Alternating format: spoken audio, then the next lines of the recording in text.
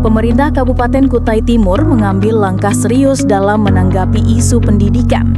Sebelumnya, Kutai Timur sempat menempati posisi yang kurang membanggakan, yakni memiliki angka anak tidak sekolah (ATS) tertinggi di Kalimantan Timur.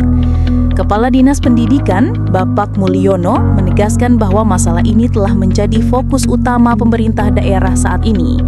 Disdikbud berkolaborasi dengan PKK, Pemberdayaan Kesejahteraan Keluarga, dan Dukcapil, Dinas Kependudukan dan Pencatatan Sipil, untuk melakukan verifikasi data serentak. Verifikasi ini bertujuan untuk mendata ulang secara akurat jumlah anak yang benar-benar tidak bersekolah. Setelah proses verifikasi, pendataan dan pembaruan data, Kutai Timur kini tidak lagi menyandang status sebagai daerah dengan angka ATS tertinggi di Kalimantan Timur. Langkah kolaboratif ini tidak hanya menyelesaikan masalah data, tetapi juga memastikan bahwa pemerintah daerah memiliki data yang akurat sebagai dasar untuk membuat kebijakan pendidikan yang lebih tepat sasaran.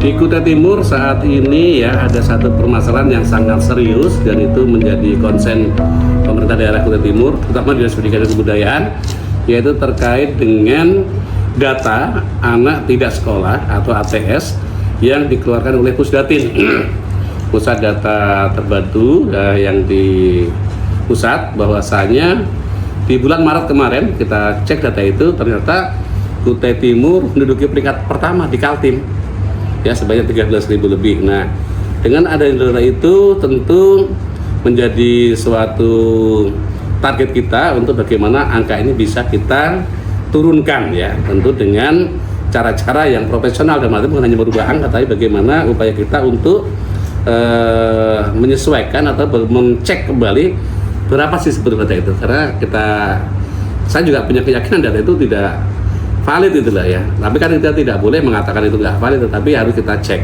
Alhamdulillah terjalin kerjasama antara Disdikbud dengan PKK dan juga RT. Akhirnya kita laksanakan yang namanya kegiatan verifikasi dan validasi.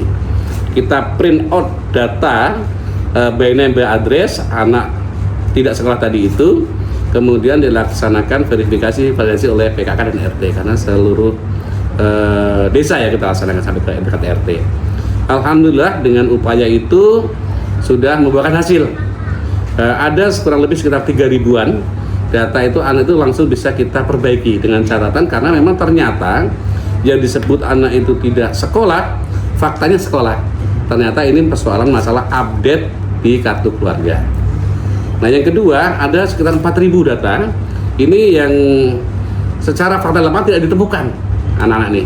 Nah, tapi ini tidak bisa langsung dihapus, tetapi harus kita cross check kembali dengan Dukcapil, dan nanti akan kita bawa ke Pusdatin. Nah, sekarang sudah diolah oleh Dukcapil, mungkin tidak lama lagi sudah hasilnya finish, dan ini akan kita konsultasikan ke Pusdatin.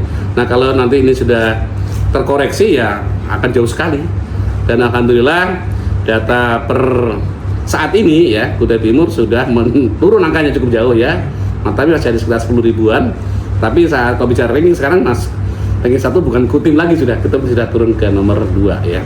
Ya, karena daerah lain ternyata malah angkanya bukan berkurang, tapi malah bertambah malah dari datang bulan.